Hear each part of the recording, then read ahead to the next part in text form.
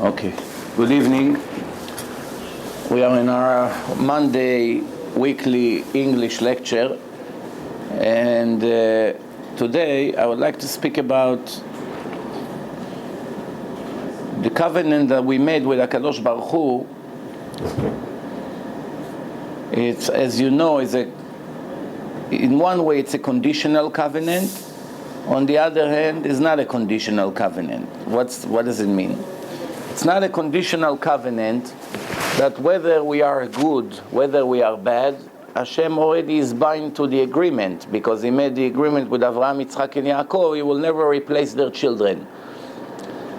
And it's also a conditional covenant in a way that when the Jews rebel against Hashem, or they don't keep what He says to them, then they are subject to very severe punishments, as history taught us that we got many punishments: pogrom, Holocaust, just the last Holocaust, 6 million people, and many hundreds of thousands over the generations, and massive destructions, and exiles, and the nations where the Jews lived one day decided to take their rights, to take their money, to take their homes, to send them out of the country.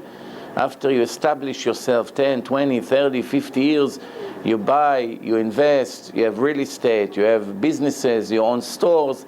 One day you get a note, you have 7 days. We're not talking 5 years until you have to leave.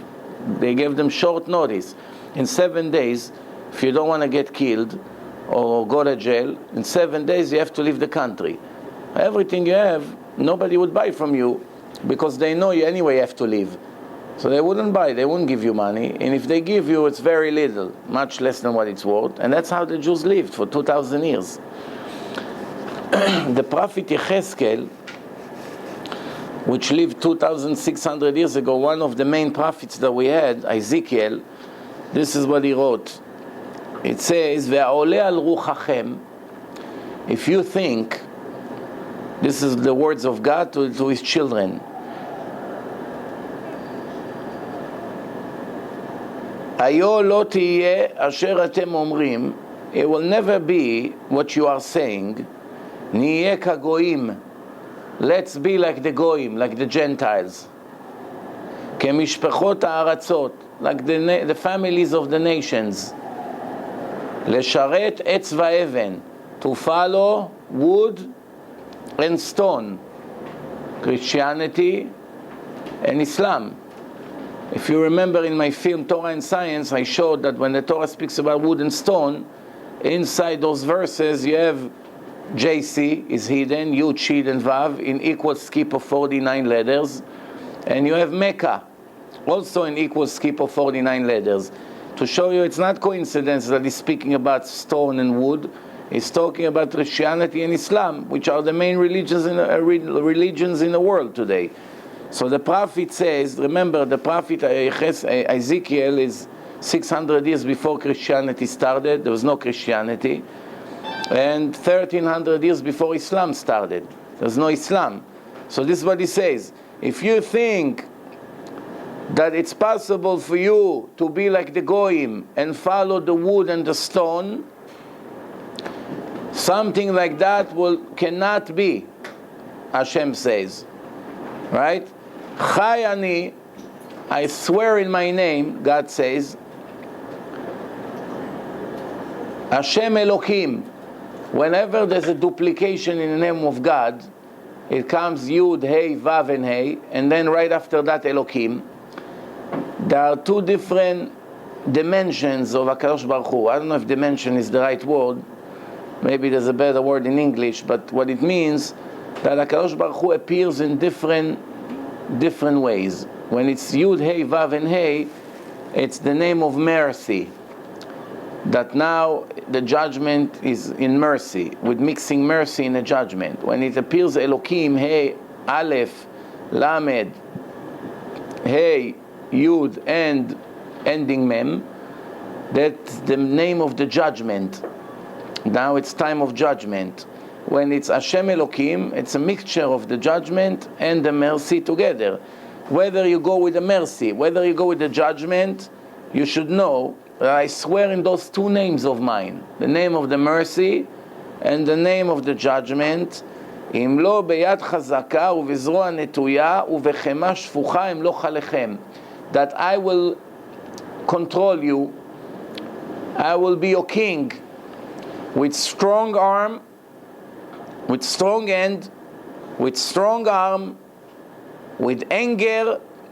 I spill my anger in you, and I will force you to be my nation, that I will be your king. So it's not a conditional covenant. You want to do it, fine. You don't want to do it, not. If you want to do it, very nice. I will reward you. You don't want to do it, you'll do it anyway. You know how they say in English? It's either my way or the highway. You do it my way, I'll pay you. You do it your way, I also pay you. But something that you don't want. And that's the answer to all these fakers and hypocrites, without saying any names, that trying to present the Torah and Hashem in a wrong way.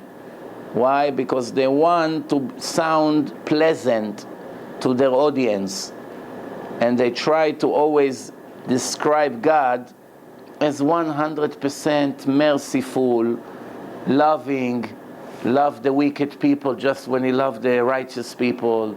Everyone is equal. Everyone will have a share to the world to come. God is always merciful. He's never punished. Don't say the word punishment, and all this nonsense that I'm sick and tired of hearing it in the last who knows how many years. This is all a lie. The Torah has two sides. You do it my way, you will win big time. You do it your way, you would lose big time. That's it. Two possibilities. No, nothing in between. Of course, no one is an angel. The most righteous people in history made few mistakes. Some of them were critical. Shaul HaMelech. You know what a righteous person he was? Everyone thinks King David was more righteous than King Saul. But that's not what Chazal say. Chazal say King Shaul was big in a higher level. He's a bigger tzaddik. But he made few critical mistakes. One mistake he made, he ran after King David to kill him. This is the Mashiach. The salvation of the Jewish nation depends on his children, what's going to come out of him. Imagine when he threw the spear on him, if he would hit him, and he would die.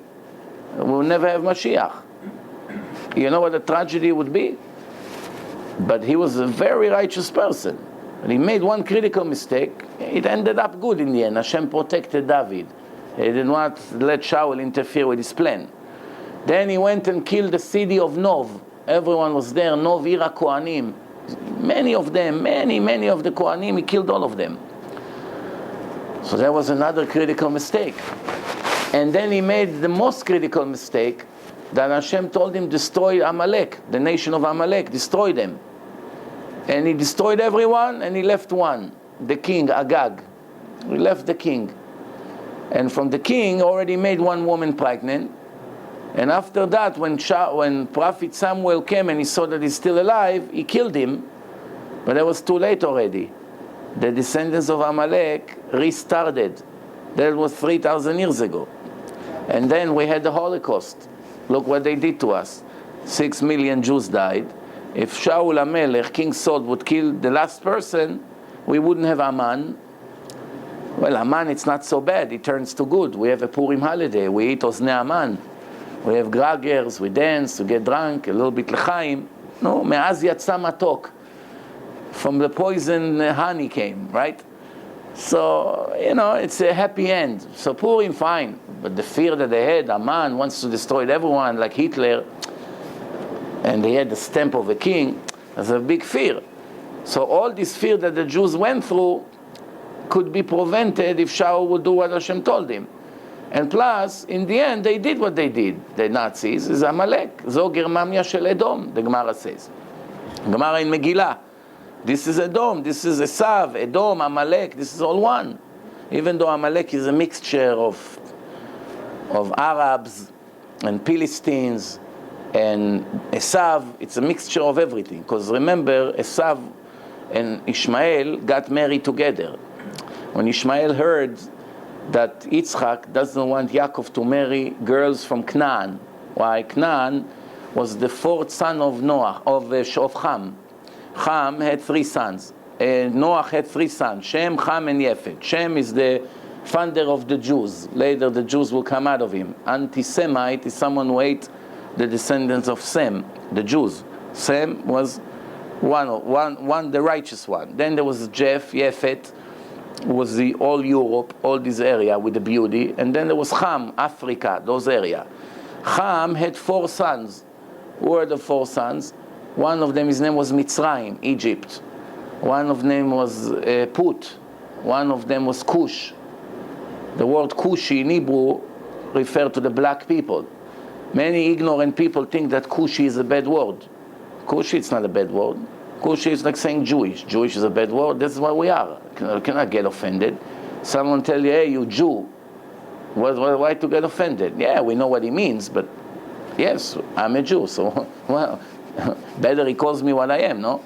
So if you come, you say to someone, Kushi, in Israel, oh, you're racist. No, it's nothing to do with racism. That's what the Torah called the black people. But not only then there's the 4th one was Canaan. Canaan was the one who saw that he already have 3 brothers. And he said, Ham saw that he has 2 brothers, and if his father will continue to have kids, then he will have to split all the wealth eventually with more competition. So he decided to do something that his father won't be able to have more kids.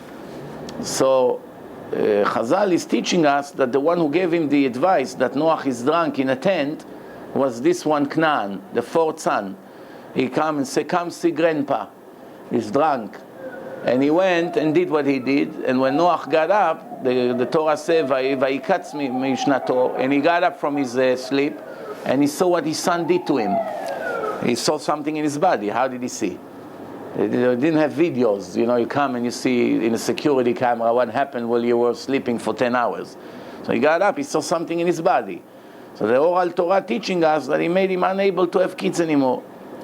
So he cursed him. And who did he curse? He didn't curse Ham. He cursed his 4th son, Canaan. He said, you made me unable to have a 4th son. You already have a 4th son. His name is Canaan. So I'm going to curse the existing one you have that will always be slaves to his people and will be cursed. So this is a cursed nation, Canaan. Those are the people who said there were 7 nations in Israel. They all worship idols. One of them is Canaan. The land of Israel used to be called Eretz Canaan, the land of Canaan, until the Romans came and they called it Palestina. When they called it Palestine, it was named after Philistines, the Plishtim. But it's very, very strange because few hundred years before that, when the Romans came, there was approximately 2,000 years ago. In the time of King David, there was the beginning of the destruction of the Philistines. From the time the Jews came out of Egypt, 3,320 years ago, the Philistines was a very strong empire. For about 300-400 years, they were very, very strong. And Hashem didn't take the Jews through the land of Philistines, because they were sitting in Gaza, in the area of Gaza, Rafiah, between Israel and Egypt, right in the middle, on the border. So if the Jews will have to go through this cruel nation, they always attack. They have no mercy. So God knew that they will attack the Jews. And right when they just came out of 1 year of miracles of Egypt, right away a week later to go into a war, Hashem didn't want it. Even though it would save them and they will win the war, because a part of the plan is to take them to the Holy Land, but it doesn't leave a good taste that as soon as you come out of slavery after 210 years, first thing you find is a war. So the Torah says, "Velo nacham derech plishtim." Nacham, it's come from the word manche. Manche, it's a host. Like in a talk show, you have someone that is a host. Why you call him manche? Manche means instructor. He gives the instruction to the people that he interview and he hosts what to do, when to talk, and he directs the conversation to where he wants. So it's the same thing, a person who shows the way in Hebrew also called manche, because he is the one who shows us the way. We follow him, he's our GPS. So the Torah says, "Velo nacham." Nacham means Hashem did not direct them to the land of Philistines, because He knew they will attack them, and when they see it's going to be a war, they would scream that they want to go back to Egypt. It's a verse in the Torah. So for 300 years, these Philistines always gave problems to the Jewish nation. Always. When did they get destroyed? King David. They had a big giant. His name was Goliath. Goliath, we have a tradition that he came from Orpah. If you remember the story of the Shavuos holiday, we have Ruth, and we have Orpah, and we have Naomi. What was the story? It used to be Machlon and Kilion, and they have a father Elimelech, and he went to overseas. He went to overseas. He was a wealthy man. And these children, Machlon and Kilion, when they went to overseas, they're still righteous. But when they came to live with the Gentiles there, they married Goyot. They marry women that are not Jewish. They converted, they didn't convert. And after that, Hashem killed both of them. Not only you leave the Holy Land, you ended up betrayed me. Both of them died. But these two kalot, the girls that they were married to them, they stayed in touch with the mother-in-law, Naomi. And Naomi decided to go back now towards Israel. Used to be the chief rabbi, and there was Boaz in a Sanhedrin. Boaz was the chief rabbi. He was an old person, was a very righteous person. So she decided to go back. So the two daughter-in-law wanted to stick with her and come to Israel and to live like Jews. So she said to them, no, go back to your God, go back to your nation, go back to your family. That's it. My sons are dead. You really don't have what to do here. From here, that's why there's an argument if they really converted or not. If someone converted, you cannot come and tell him, no, go back to Italy. Go back to your parents in Venezia. It's not, what do you mean go back? It's a total Jew. You go back, he's going to go to hell. What?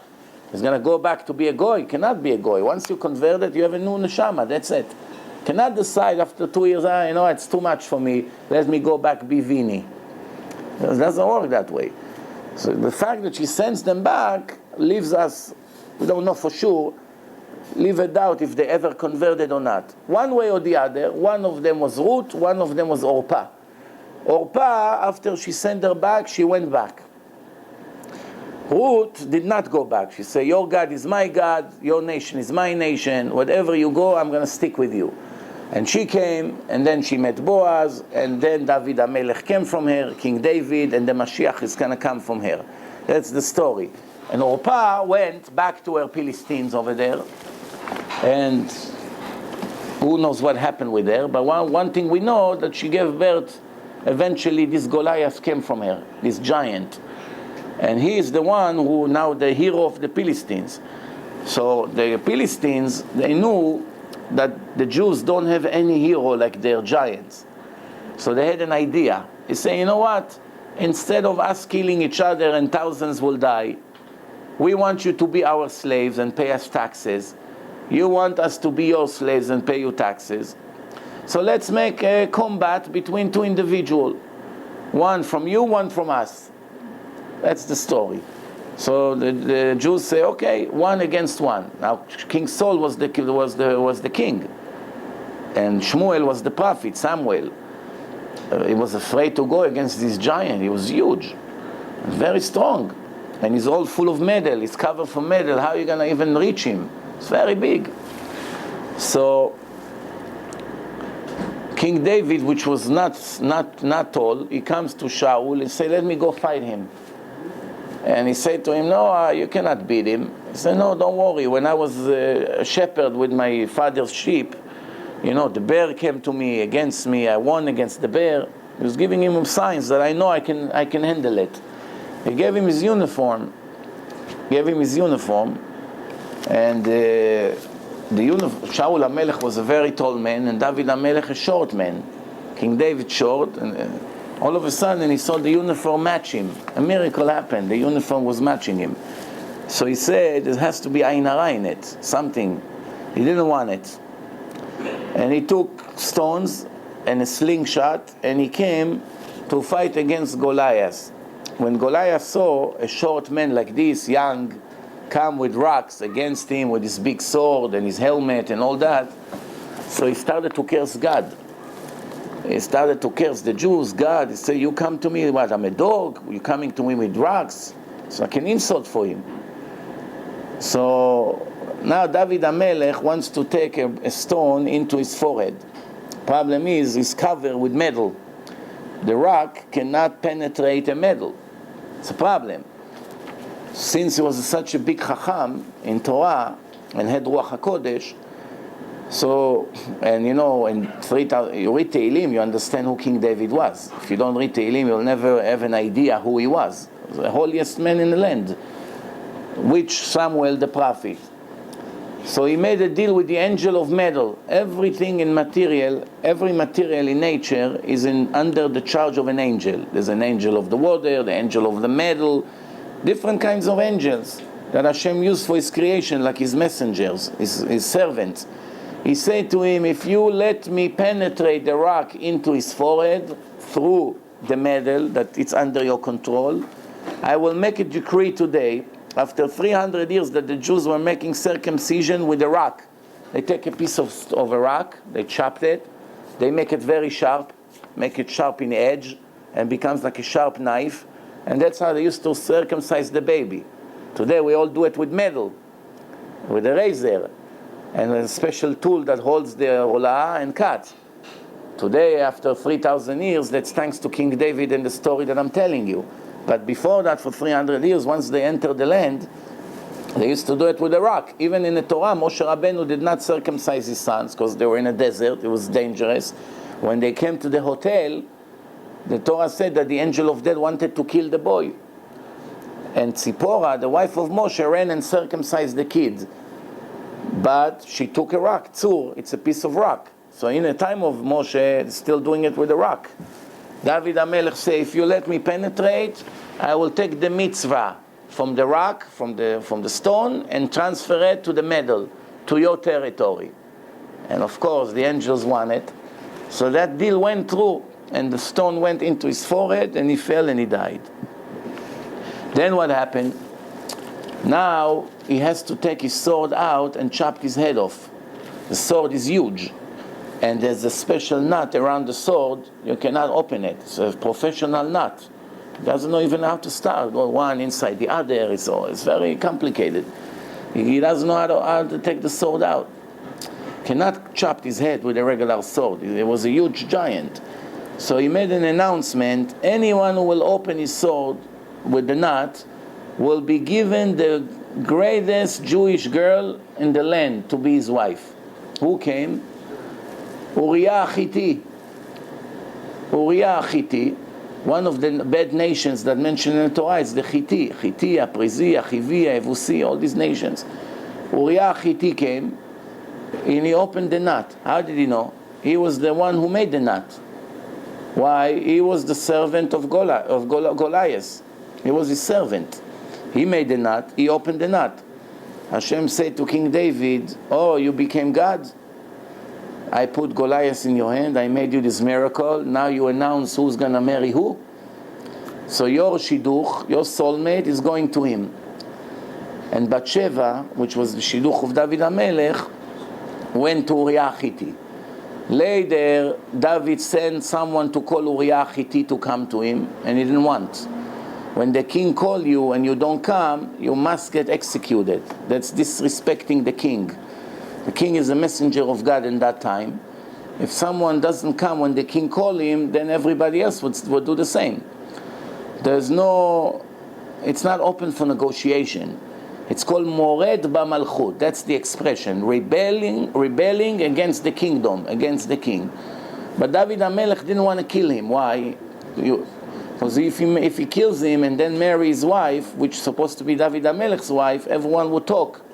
Hey, you kill him and now you take his wife? What kind of righteous king you are? So what happened in the end? He sent him to a war. And when they went to the war, they used to give get to their wives. They write a get, which is a divorce paper, And after they get a divorce paper, when they don't come back from the war, she's divorced. She can marry anyone. And then he went and married her. Even though everything was 100% legal, still, for someone in a level of David HaMelech, it looked like Chilul Hashem.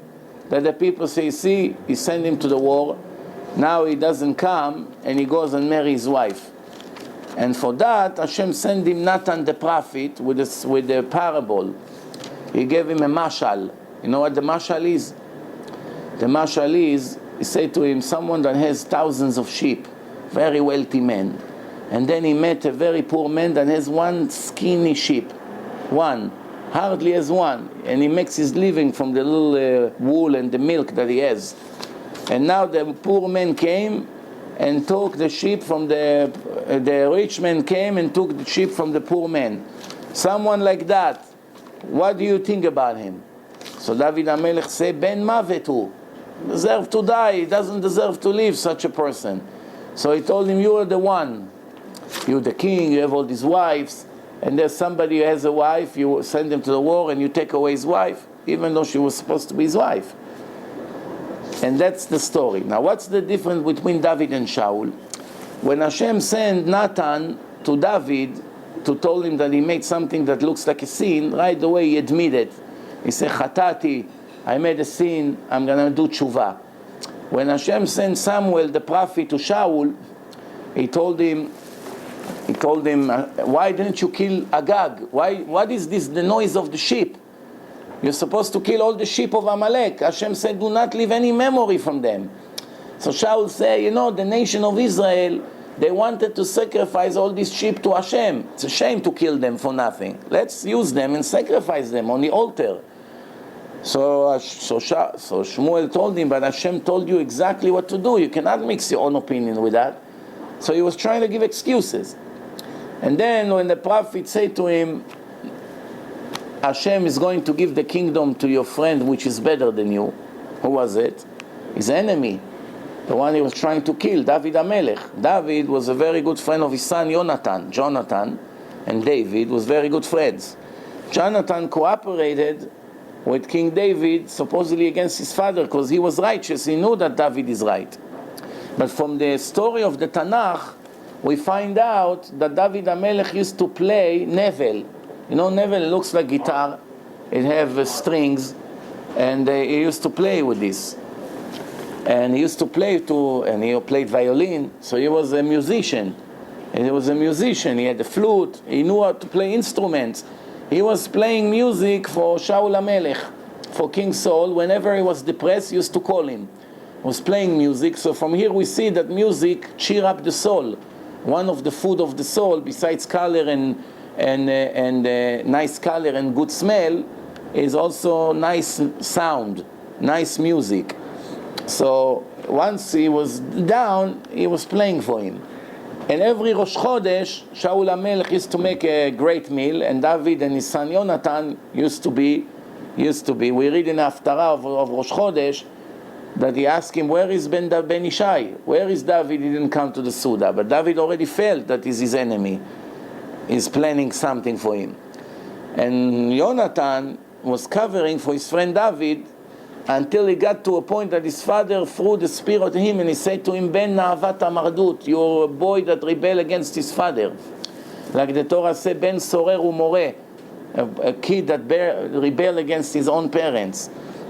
So Shaul HaMelech, as great as he was, and so righteous, what was his end? He died in a war against Amalek. Him and all his sons got killed. How did they get killed? He committed suicide. Are you allowed to commit suicide? One of the biggest sins in the life of a Jew is to commit suicide, because the life of a person is not in his hand. What does it mean it's not in his hand? That you don't own your life. Your life. I own this phone. I own it. I bought it. If I want to smash it now, I can smash it. Nobody can tell me what to do with that because it's mine. Nobody can sue me for breaking it. Nobody can do anything. They can think I'm crazy, but there's nothing they can do. I can do whatever I want with that. I can smash my car. I can smash my watch. I can do whatever I want with my own property. But I cannot damage my body. I cannot damage my soul. This is something that was given to me. It's under my supervision, my responsibility, but I cannot shorten my life. I cannot take medicine to die. I cannot scratch myself and make myself bleed. I cannot torture my body. I cannot do these things. It's property of God that gave it to me. And He is the only one who is entitled to decide when I'm going to be living and when I will die. Therefore, when a person kills himself, right away he loses his share to the world to come, and is getting judged as a murderer, just like he murdered a stranger. So he murdered his own life, he murdered himself, but he actually is judged like he murdered somebody else. So everyone who committed suicide is basically a regular murderer. But over here, you cannot even bury him with the Jewish people. You have to bury him in a special section. And the halacha is that even a Kaddish doesn't help him. Special prayer that we say for the soul to save them from the punishment, from their trial, according to almost all opinion, doesn't help him. However, sometimes it's permitted to commit suicide. Why? For instance, if the Goyim comes to you and say to you, we want you to do Gilui Arayot, a sex crimes that is a severe sex crimes against the Torah, you're not allowed. So they tell you, listen, we're going to kill you. So you have to let them kill you. So that's not committing suicide. But it's a very big mitzvah. If they tell you to bow down to an idol, if now we kill you, you have to die. You cannot agree. They tell you to kill another person, if not they kill you, you cannot kill another person. You have to die. Anything else they tell you, you have to do. Even if it's a sin, it doesn't count as a sin. But kill another goy person as well? The Torah says you should not kill. It did not say a Jew or a goy. You're not allowed to kill anyone. You're only allowed to kill a goy if the goy is on the way to kill you. You're also allowed to kill a Jew if he's on the way to kill you. You're also allowed to kill a Jew if he's on the way to kill another Jew, not you. Reuven is after Shimon to kill him. After you give him all the necessary warnings and he continue on his way, first you have to stop him in any possible way. If the only way to stop him is by killing him, you try to shoot at his leg, you try to put a block, you try to push him away, you try to grab him, you try to tie him. None of it is working as a strong man. And your last option is to shoot at him to kill. That's not a sin. If later you find out that the one who was chasing the other one, he was the righteous one, and the one who was running away was a big criminal, and you actually killed the righteous person, you are dismissed from any punishment. You did what the Torah told you to do. You had your limitation. There's no time for investigation. You're not the judge to start hearing the entire story. Your job was to protect the one who is running away, and you gave him warnings and he continued to run. So you stopped him. Even if he's wrong. It doesn't matter. Later on, whatever happened. You did right now what's necessary to do. And it's needless to say if he comes after you. Okay, so if a nation comes after us, the nation of Israel, they want to blow us up, they want to do terrorism, and if we have a way to kill them before they kill us, we must do it. We should not have mercy on them. The Torah says to be merciful only when it's permitted. There's time in life that God says you're not allowed to have mercy. For instance, if we knew today who is Amalek, we would not have permission to have mercy on them, even if they were little children. It's very difficult to kill a kid. Who has the guts to kill a kid? Because God knows that we go with the heart and not with the brain, and we usually follow our feelings. At one point in generation, He hid Amalek from us, that we don't know anymore which Gentile is Amalek or not. It got all mixed. Used to be a king called Sancheriv, and everyone around him were afraid of him. So the Goyim started to run from one country to the other. So people from here, this country ran to another one, and then they ran to another country. And there was big movements of Goyim from one country to another, and they all started to get mixed. So Amalek, these Philistines, Egyptians, everyone got mixed. So today there's no way to know 100% when you get a Goy, who is he? Amalek, Philistine, Ishmael, Esav. You don't know anything. Sini, Chivi, Yevusi, Brizi, Emori. We don't know anything. We go by certainty. That we go in the Middle East, almost everyone is Ishmael. But there's no guarantee. It can be some kind of Muhammad, the head of the Hamas, and 10 generations ago his grandmother was Bichlal from the descendants of Amalek, or Philistines, or Canaan, not from Ishmael. It could be, there's no way to know. But we go with the certainty. So the conclusion so far is that Shaul HaMelech, as great as he was, we see that he made few critical mistakes, and big mistakes, and horrible things came from his mistakes, and he ended up committing suicide. Why he committed suicide? Because he made, the night before the war, he made a seance to Prophet Samuel. Prophet Samuel passed away already, age 52, was the greatest prophet. The Chazal says equal like Moses and Aaron combined. That's how big he was. And God started to talk to him when he was a little kid. He was a servant by Eli Cohen. And as you read in Samuel, he heard God speaking to him. As a kid, already he was holy. And he came to Eli and he said, "Did you call me?" And he said, "No." And there were only both of them. He said, "No, I didn't call you." And then again he came to him and said, "Did you call me again?" He said, "No, it's not me." Then the prophet realized, the Kohen, Eli, he said, well, if someone is calling him, I guess his Hashem wants to speak to him. He realized he's a holy kid, and later he became a very holy man. So what happened is, he's the one who actually nominated the kings, Shaul, Saul, and David. You know? So after he passed away, Shaul was very panicking. Tomorrow is a big war with Amalek. Amalek are the first one in history who were used to commit suicide. They come and kill you. They throw themselves, Chazal say, into a hot bath, boiling water. They burn as long as they make the water cold.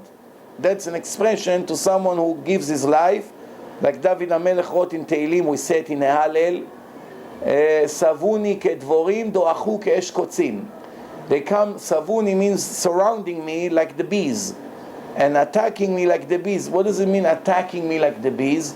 The bee is the only animal in nature from 2 million different species that we have, the only one who comes, attack, and die while they attack you. If they sting you, the bee, they die after a few minutes. So they're willing to die just to hurt someone. There's one more species like this, that is the snake. But the snake doesn't die. But the snake, Chazal say, what benefit the snake has by attacking people? Every animal that attacks a person has a reason for it. Either the person came to kill the animal, so the animal was defending itself. So that's a normal reason. Or the animal was hungry. And there was nothing to eat. And saw a human being and attacked him and ate him. So there's a reason. It's nothing personal. The lion had nothing to do against this person. Whoever come, a Jew, non-Jew, white, black, small, short, fat, no matter who comes, he's hungry right now. You came in a wrong place in the wrong time, and he ate you, but he has nothing against you. Believe me, if you had a piece of meat and you throw it to him, he'll let you live. So he's really not a criminal. He's hungry, he doesn't understand, he needs to eat. He's programmed that when you're hungry, you have to attack. But the snake, he doesn't eat us. He doesn't eat people, the snake. And the snake just stings you for no reason. He walks, he comes from the tree, he comes up. All of a sudden you feel, what, he comes after you. It's not when you go after him and he attacks you, you understand, he's trying to defend himself. So they say in the Gemara, they ask the snake, what benefits you have going after a person? So his answer is, what benefit a person has when he speaks Lashon Hara about another person? You are nothing better than me. That's what he says. You, the human being, complain why I'm your enemy and I kill you for no reason. And I'm asking why you kill each other with your tongue for no reason. So you heard someone open a business. You hardly know him. Oh yeah, I know this guy is horrible, he's a crook. No, but whether it's true or not true, it's not so relevant anymore. Even if it's true, you're not allowed to talk. Unless if you want to protect someone from going there, he's about to lose his money, it's a different story. But just because you don't want him to have business, because you're jealous, so you begin to make him bad reputation. You have no idea how fast the rumor is traveling. It goes from one person to another, his grandmother, his dad, his the daughter, the neighbor, the children. A year later, half of the town don't come to the store because of a stupid comment you made, and it's not even true. What did you gain by that? Only tragedies to your next world. Here you did not get anything. What, did you make money? The customers who don't go to him came to give you the money? No. You just hurt someone for no reason. That's Lashon Hara. It's like shooting an arrow. It goes far away, you don't even see the damage you made. And then one day you realize what you just did, because the word continued to travel. So anyway, the conclusion was that when Shaul HaMelech saw that they're about to capture him, and he knew that they're going to torture him and chop his head off and bring it to the Jewish nation, and they see the head of their king and their rabbi was also a big Talmid Chacham, wasn't just a king. All the kings were very big Talmidei Chachamim, Chizkiyahu, these. Later we had some wicked kings also. But even someone like Yerovam ben Navat, that was a wicked king, was a giant Talmid Chacham. That's what's strange about it. He knew all the Torah, everything. Still decided to be wicked. But almost every king that you see in the Tanakh, they all knew a lot of Torah. So what we see here, that he knew that they're going to use it mentally, psychologically against the Jewish nation, and thousands will die because of it. Because when the soldiers see that their great hero, the commander, is dead, and they bring his head like this, everyone loses energy. You become depressed. If you become depressed, you cannot go to the war. That's why the Torah say, if a person, before they go to the war, so they announce, who just got married cannot go to the war. Why? You cannot fight now when you're in love. You just met your girl, you went out with her a month, 2, 3 months, you have passion and love, you see stars all day, you don't focus, you don't care about business, you cannot learn Gemara, your mind is somewhere else. Every time the phone ringing, your heart is pounding, maybe it's her. Somebody like this can go and fight against Muhammad and Ahmad in Lebanon, the Hezbollah, all day practicing. They make a stake out of him. His mind is somewhere else. He cannot focus on the war now. He lives in some kind of an illusion, in a dream. You just got married, first year, the excitement, the pleasure is in the highest it's ever going to be. You cannot go to the war. You just build yourself a home. It's also great excitement. You finally left your parents' home and you move into your own home. The Torah say, Mi haish asher bana bayit v'lo chanacho, and you did not even do Chanukat bayit. You're about to move in. You just finished. You smell the new construction, the paint, the floors, and you're about to move in a war. Now you have to go to the war. You dismiss. You planted the vineyard. Now the grapes are gonna come. Your mind is in all the efforts that you put. You plow the ground, you put the seeds, you give water, you brought water from the lake, you work very hard. There was no tractors like today, equipment, machinery, sprinkle systems. It was all manual, 100 times harder than today to be a farmer. Now you're going to go to a war.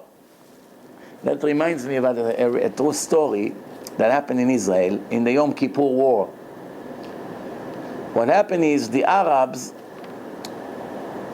they waited for Yom Kippur because they knew all the Jews are in synagogues. So they have maybe 15% of the soldiers in the army, and the rest are all reserve. Everyone is in synagogue. So the Jews are not ready. So they said, let's wait for that day. All of us together will attack them. Syria, Egypt, Jordan, everyone. And in the beginning, it looked like they're going to destroy us. Moshe Dayan was the minister of defense, the one with the one eye. If you know him, the bald one with the one eye was covered. He lost an eye. He said, Churban Bayit Shlishi. That's what he said in the Knesset to the ministers. We are facing the destruction of the third temple. We didn't have a third temple, which means we're all going to go now, they'll throw us to the ocean. So what happened? The miracles began. After a few thousand died, everything turned around, and we pushed them back to their land and even occupy their land. and defeated the Arab big time. It was a big turnaround. So, but after the war, after they announced ceasefire, it was Henry Kissinger was the foreign minister of the United States.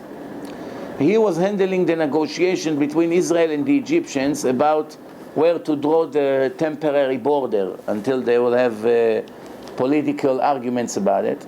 So they gave an order to the soldiers, you cannot move. No one can go back home. All the reserve soldiers, they are now in a war. No one can go home until Kissinger will finish and we reach an agreement. Because we cannot, if we go back, then they're gonna come back. We want to achieve something. So it was one Israeli farmer. You see, the Israeli army, it's secular. They don't go by the Torah. They go like the Goyim, 100%. So they don't care. You just got married or you just planted the farm.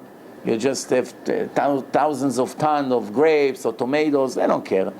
War is a war. Everyone goes equally. Whether you're rich, whether you're poor, whether you lose $1,000 a month, whether you lose $1 million a month, you get an order. It's called Tzav Shmone, an emergency order. You have to come. So one of the farmers planted lots of tomatoes, acres full of tomatoes, lots of money. He was supposed to sell it for a lot of money. 6 months they prepare for the moment that they sell everything. Now he's stuck for 30 days after the ceasefire. If he would go right away when the war was over, then he'll be able to cut everything and to sell it. But now he's stuck there, he cannot go.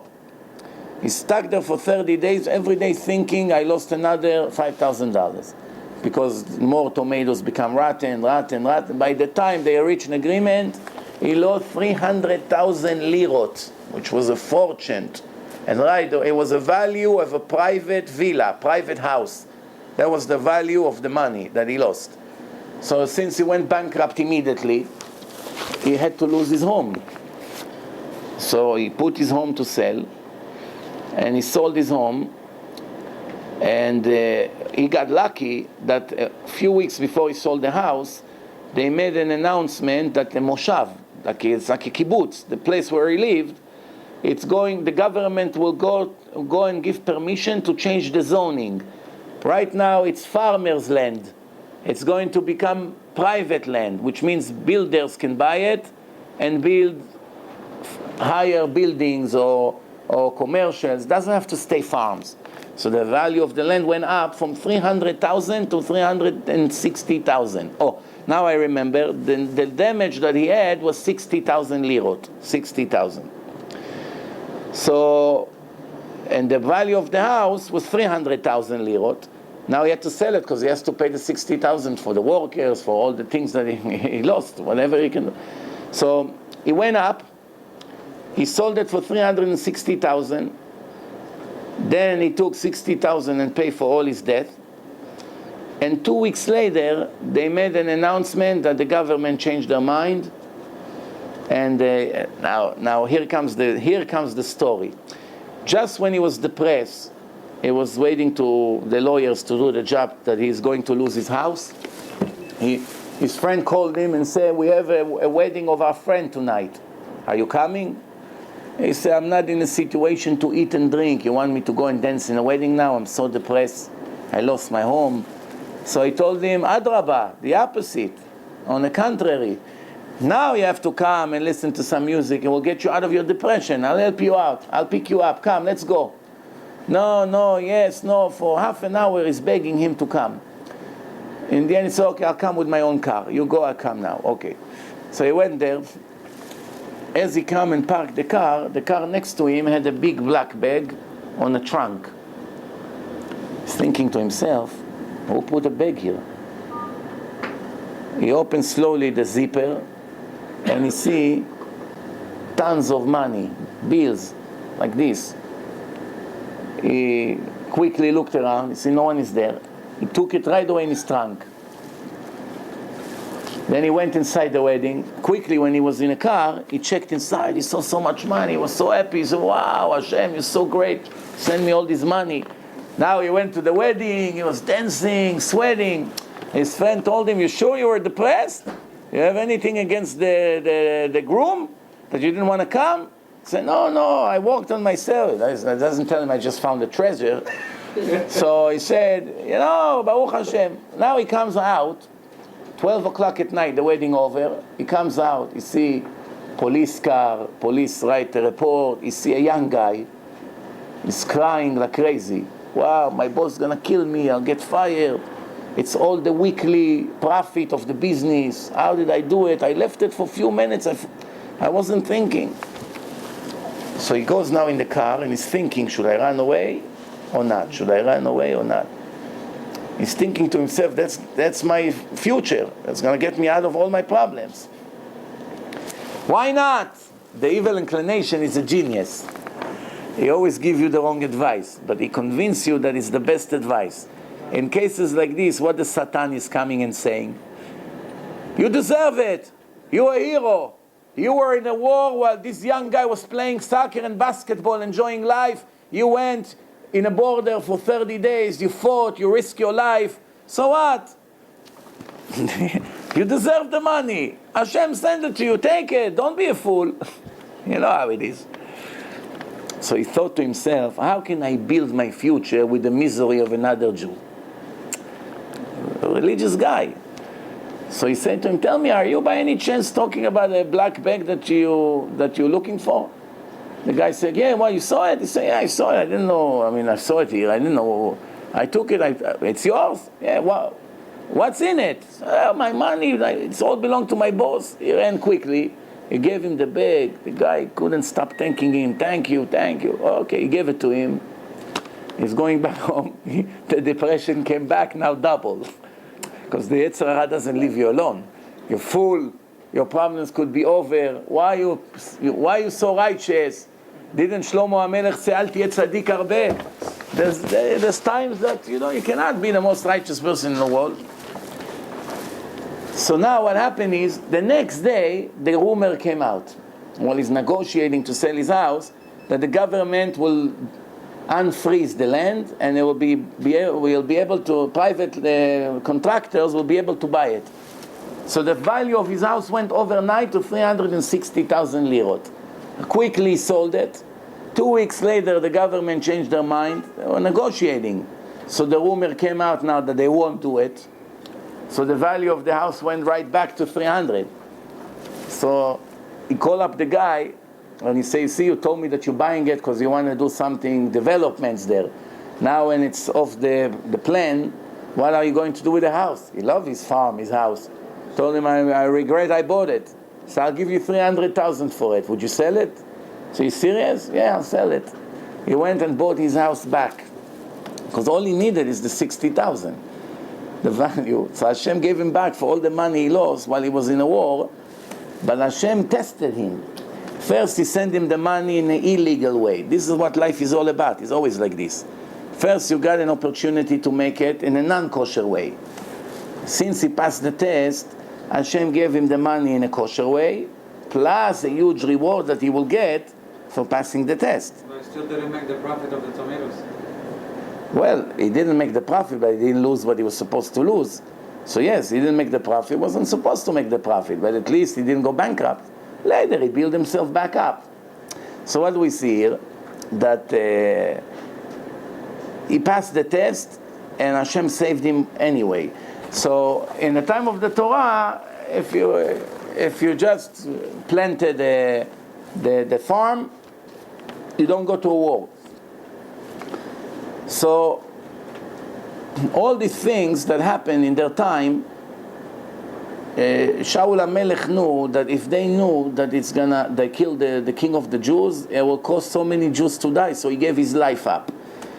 To die like this, it doesn't consider committing suicide. Also, if a person knows that the Goyim will capture him and torture him, and it's guaranteed that they will do, like for instance, if you go in the hands of the Arabs, there's no way you're going to be by the Egyptians' prison or by Syria, and they won't torture you as a soldier.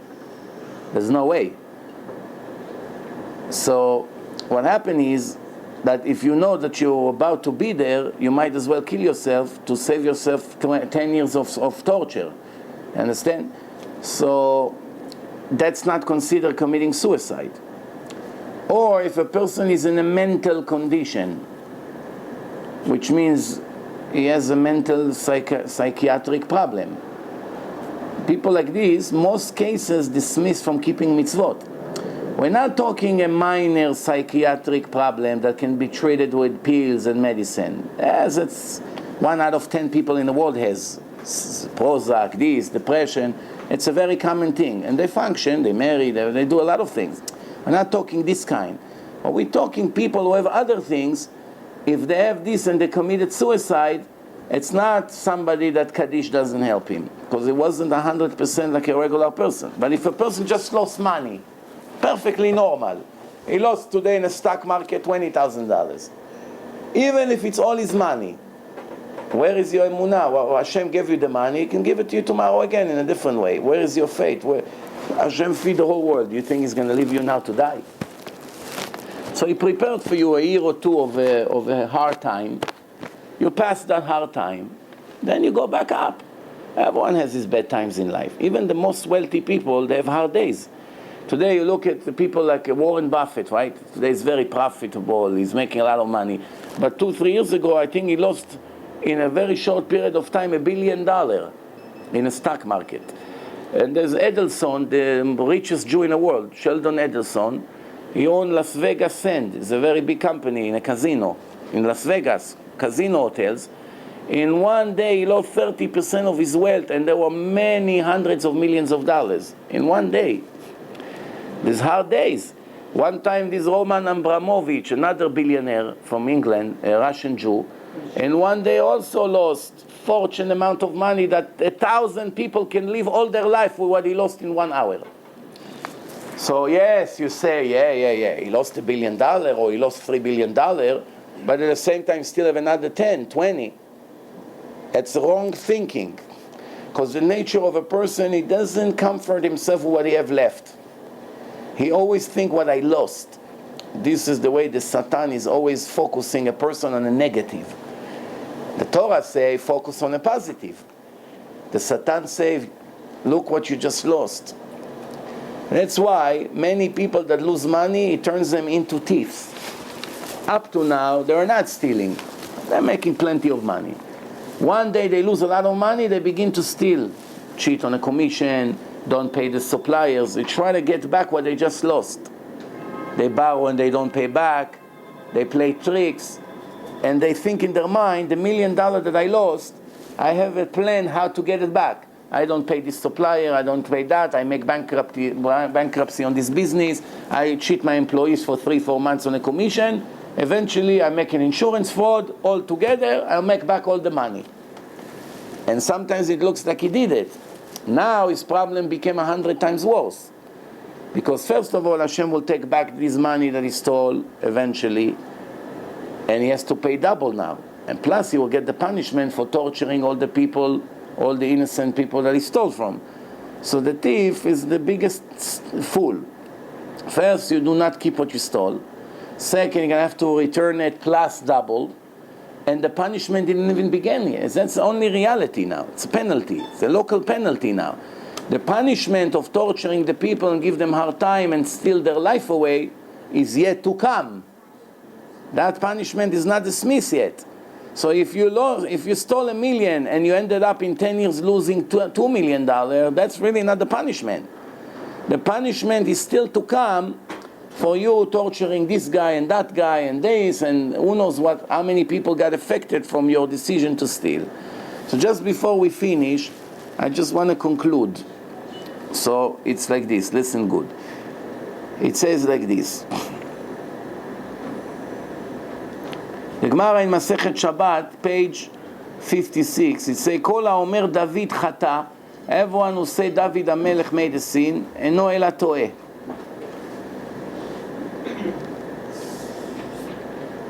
The Torah say, Lo tachmod eshet re'echa. Don't desire the wife of your friend, the wife of any Jew. What about a non-Jew, a married Goya? You're allowed to desire her? Why are you not allowed to desire her? In any way, you're not allowed to desire her. Whether she's single, whether she's married, doesn't make any difference. You're not allowed to desire her because she's a Goya. because she's a non-Jew and she's forbidden to marry. So if you're going to go after her, you ended up marrying her. And that's a very big sin. It's rebelling against Hashem, betraying him. Hashem said to the Jews, you're not allowed to marry any other nation. So a person is not allowed to be with Goya. Look at the end of Shimshon. Shimshon was the prophet from Shevet Dan. He ended up, he went with Delilah, Philistine woman.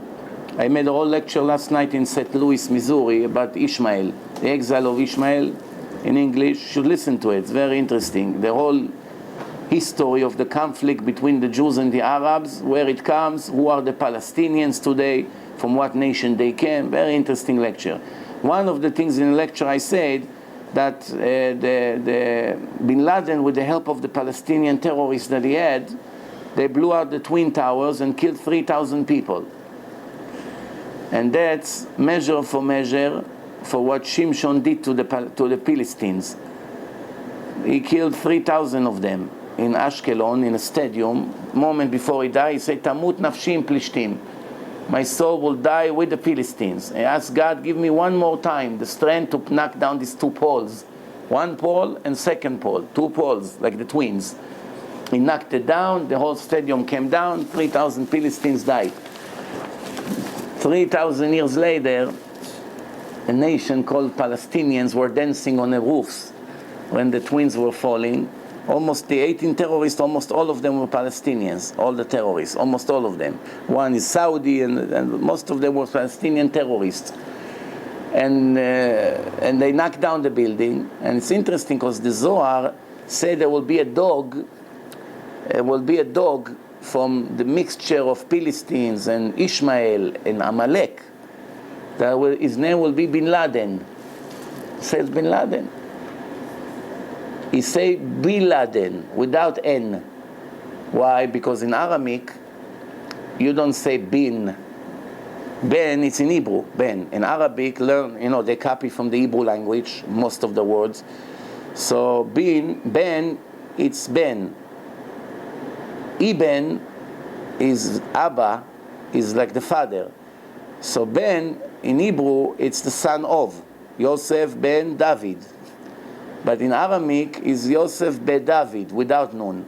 Like the Gemara say, either it's a bar or Berabi. Berabi, which means son of.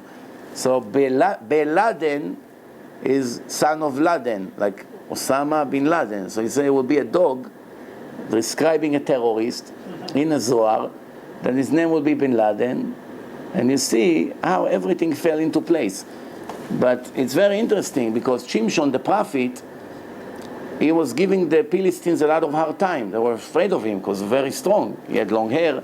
He was a Nazir. His strength was in his hair. But then when he trusted Delilah, the Goya, she told his secrets to them. They blinded him. They took his hair off. They made him walk like a horse, like a donkey. And then he died and committed suicide with them and killed all of them with him. But when the Jews stopped to suffer from the Philistines, and David HaMelech killed Goliath, the problems of the Jews from them was over. They became the slaves of the Jews. They paid taxes, as the deal was. And later on, they started to disappear from the face of the earth. And then, for almost 3,000 years, nobody knew where they are. All of a sudden, about 100 years ago, the Arabs decided to call themselves Palestinians. Why? They got the idea from the Romans. 2,000 years ago, the Romans called Israel Palestine. Why? There's no Philistines in the world. Philistines were vanished 1,000 years before the Romans. It's very strange how Hashem turned everything around. And all of a sudden, the Arabs from Egypt, from Syria, from Jordan mostly, they come, they live in Israel. They decided to name themselves Palestinian. Even there's no nation like this. No nation, no flag, no anthem, no army, no history books, nothing. There's never Palestinians in the world. All of a sudden it became a nation. And not only that, it's the biggest scam in a history, and the whole world gathered together to back up this scam with all kinds of thousands of lies and political decisions, and the United, everyone covered for it. The conspiracy. Why? That's what the Torah says. Ishmael, a wild beast. Pere Adam. Yado bakol veyad kolbo. Chazal explain, what does it mean, yad kolbo? The Arabs depend on all the nations, and all the nations depend on them. What does it mean? The Arabs have the oil. Without the oil, the world cannot go one day. So the whole world needs them. They need them for the oil. That's why everyone tries to play nice to them, even though Christians hate them very much. They always had big wars with them. In the old days, the Christian empire against the Crusades against the Muslims, is 2,000 years of bloodshed between them. But they need them.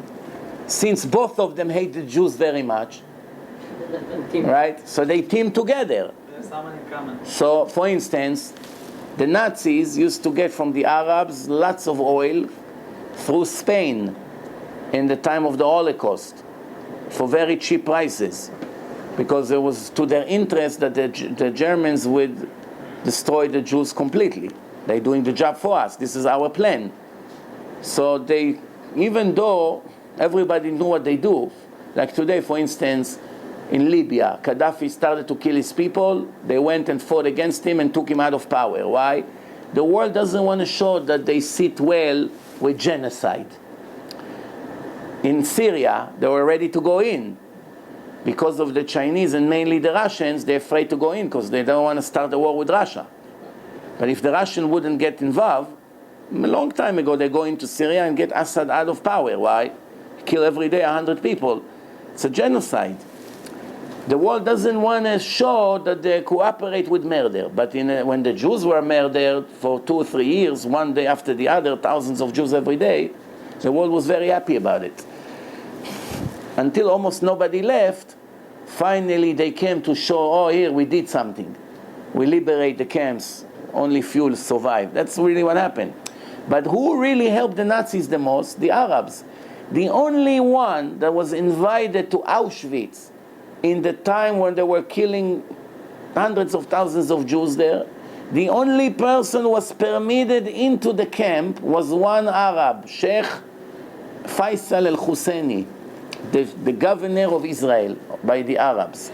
He was the only one who was permitted to enter Auschwitz and to see how they murder the Jews every day. Why? They knew they can trust him because he is very happy with what's happening. None of the nations that wanted to come see Auschwitz had any permit. It's the only person who entered the camp. It's very interesting.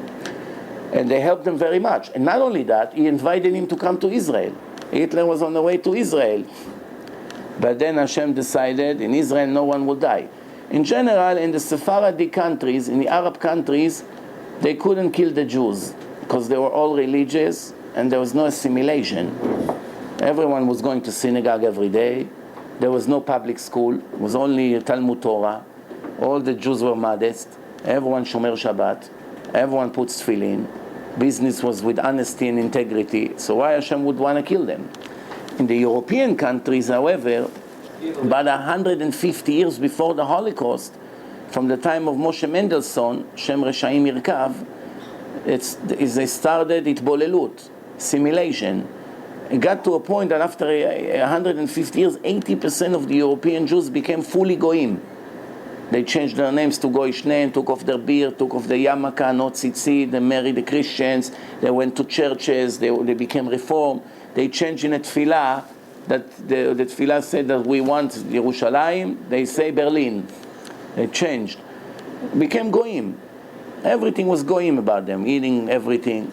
Hashem said, give it another 5-10 years, there will not be one Jew left in Europe. Not one Jew left. Everyone will become goyim. Now it's time to pay big time. And this is where we're going to end the shiur with what I started. They didn't care. They're still Jews for them. The Nazis didn't care. They're still just... Of course. The history shows that every time we try to look like the goyim, Hashem made sure that goyim that we imitated, they are the one who will kill us.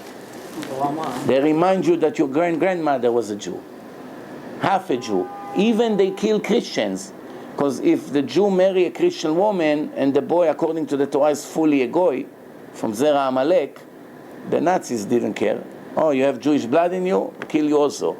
Even if it's a quarter Jew, they killed him. No matter who they can, they killed him. So really they killed a lot of Goyim also.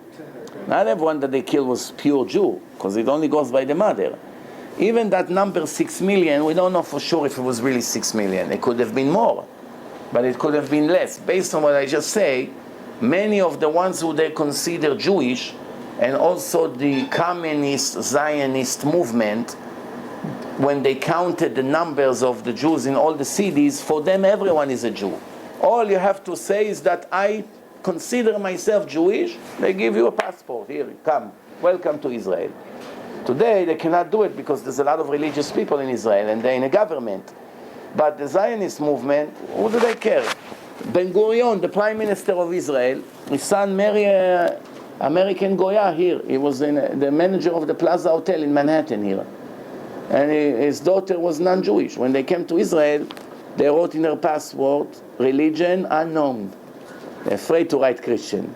The granddaughter of the Prime Minister of Israel. One day he looked at his granddaughter passport, say religion unknown. He came to the Misrad Apnim, to the minister of the civil law, and he said to him, "Can you explain to me what's this nonsense?" He said to him, "Listen, it's according to the Judaism, your granddaughter is not Jewish. Your son married non-Jewish, so we, out of respect to you, we didn't write Goya, we wrote unknown. We left it unclear. You don't want to make it black, you don't want to make it white, make it gray." So he went crazy. So he opened a vote in the Israeli Knesset more than 60 years ago. Who is a Jew? Who is a Jew? Let's determine what makes you a Jew. For 60 years they argue about it. They never reach a decision, these fools. The Torah say in one verse, who is a Jew? The Torah say, Abba mina goya karu ibna. A kid that you have from a non-Jewish woman, it's her boy, not yours. Not your son. Finish, end of story. 60 years arguing in a Knesset. But this is to show you what we're having here. So Hashem said to the Jews, you don't want to be my children? You don't want to be grateful to me? You don't want to be faithful to me? You don't want to keep my covenant? You want to imitate the Goyim? You want to follow their fake religion of the wood and the stone? This is what's going to happen to you. Listen. I'm reading it in Hebrew. והעולה על רוחכם היו לא תהיה. Translation. If you think you can do whatever you like, it will not be. Not in my play yard. אשר אתם אומרים נהיה כגויים. You say to yourself, let's be like the Goyim. Who needs to be Jews? Everyone hates us. Anti-Semitism, this, human rights. Just be Goyim and finished. כמשפחות הארצות, like the family of the land where you live, huh? לשרת עץ ואבן. Instead of serving me, you want to serve the wood and the rock. Christianity and Islam, huh? חי Hashem, I swear on my name. נאום השם אלוקים, the speech of God, the mercy and the judgment, God. אם לא ביד חזקה, I will control you with a strong hand, with זרוע נטויה, strong arm, ובחמה שפוכה, full of anger, I will spill on you, אמלוך עליכם. Ezekiel chapter 20. You don't want to be, you don't have a choice, my friend. Once you sign the agreement in Mount Sinai, you are binded to the agreement. That's why a Jew can never convert to Christianity, to any other religion. The Goyim did not sign any agreement with God that they want to stay Goyim or not. Or they won't, or they will. They don't have any commitment. That's why they're allowed to change their religion as much as they want. First of all religions are fakes anyway. So what's the difference? You can change it from here to there. It's no different. Right? But if they want to turn into Jews, they also have the options. Right? God never made a covenant with the Goyim to stay Goyim. The opposite. He left them the free choice to decide what they want to do. But a Jew cannot choose to become a goy.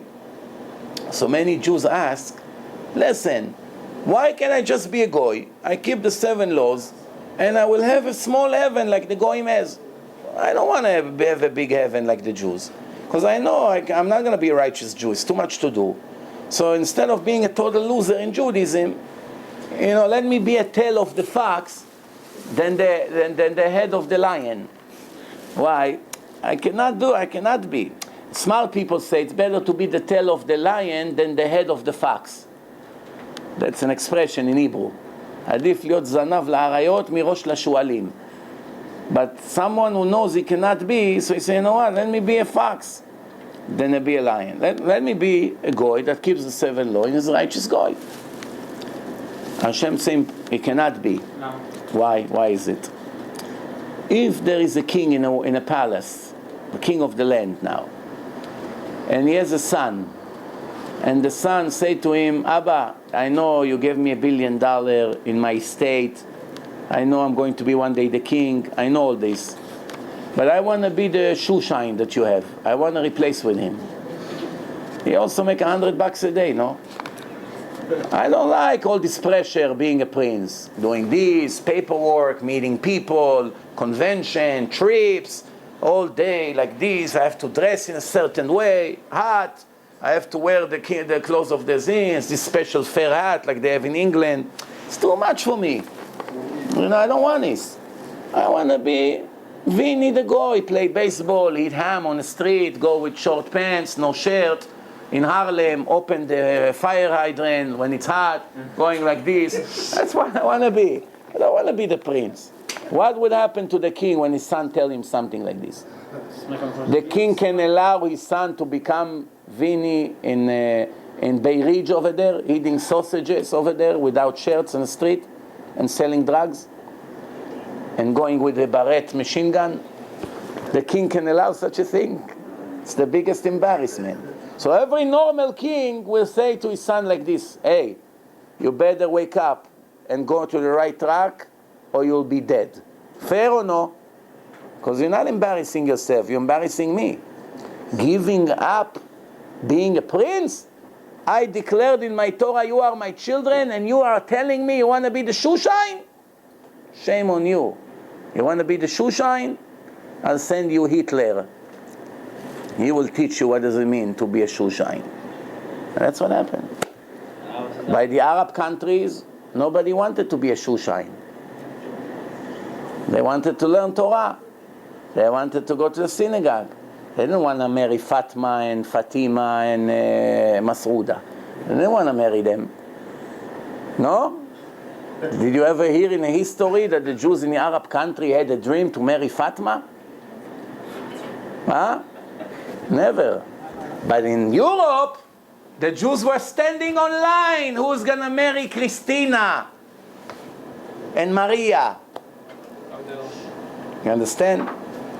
So the father of Maria and the grandfather of Christina took care of them. That's the bottom line. I know we're making it look like a joke, but it's a very sad joke. That's the history of our nation. What about America? America? Do you see anything in America that is better than Europe before the Nazis came? One thing, it's better here. Full of reform schools, gay marriage rights, Jews voting for Obama like he's the Mashiach. One time wasn't enough for them to see that he would lead to the destruction of Israel. They are now again supporting him. So who needs them? If we have this kind of Jews that are helping our enemies, not that Obama is an enemy, it could have been a lot worse. When he came to power, everyone was shaking. Who knows what he's going to do? He made some damage. We had to give the Arabs Gush Katif, many cities. He stopped many of the buildings in Yerushalayim. He did a lot of bad things, but it could have been a lot worse. Thank God that he only stay with this. But now there's the other one, whatever his name is, that is much better, according to the expert. It's much better for Israel, much better for the Jews. And by the way, much better for America also. Why the Jews are blind? You know why? They eat shrimps for breakfast, pork for lunch, and sharks for dinner. They cannot see the truth. They cannot see the truth. What do you expect? They can't see the truth. All of a sudden, there's no difference between the Lubavitcher Rebbe and Obama. Up to now, we had Lubavitcher Rebbe. We came for advice. He was in power. Now there's no more Lubavitcher Rebbe. Let's go with Obama. Understand? They cannot see the difference between good and bad. They don't see. That's why they'll do everything they can to destroy the Jews. That's like I always say, the liberal Jews. Liberal Jews. Liberal Jews mean how do you say, rebellers? Rebellers against the creator of the world. They want to give freedom and human rights, supposedly, and they cover themselves with all kinds of hypocrite statements, and they go against the creator of the world. Is that a fair deal? If you can do both, why not? Human rights, all kinds of things, kosher politics, and serve God at the same time, very good. As long as you're not getting him angry. But you're making him angry every moment, and you try to be nice to all kinds of enemies of Israel. Who gave you permission to do it? But all these people will pay big time. That's what the Torah says, Machrivaich me'arsaich u'machrivaich memech yetz'u. Your destroyers will come from among you. And I always say, if you check history, almost all the problems we ever had all came from Jews to Jews. The Jews put the wrong people in power. The Jews cooked for themselves the poison that later they were forced to eat. Everything that they did, they ended up paying for it. The same thing the Americans, by the way. Every bad thing that happens to America, the Americans prepare for themselves. They train Bin Laden to fight against the Russian, he turns against them. And all the Al-Qaeda and problem and terrorism and Iraq war, it's all because of them. They knocked down the Iranian Shah because he wasn't surrendering to them in the prices of the oil. And they brought Khomeini from France to take over, and it became the most dangerous country in the world. That will bring destruction to the world very soon, unfortunately. So they cooked it. They brought him, they put him in power, they made the Islamic Revolution of Iran, and everything that we are facing today, they prepared. And now they go crazy how they stopped the Iranian lunatics. But they prepared it. And many other examples. Many of the things that they did, they train all kinds of agents, and they become double agents and sell them to them. Not that by the Israelis is much better, but at least they're a little bit more careful. Who to trust, who not to trust. The Americans used to be very naive when it comes to trusting all kinds of agents. So many of the Russians were spied here and all kinds of things, and now they're learning. Now they're becoming very cautious. They're learning. But maybe it's too little, too late. Thank you very much.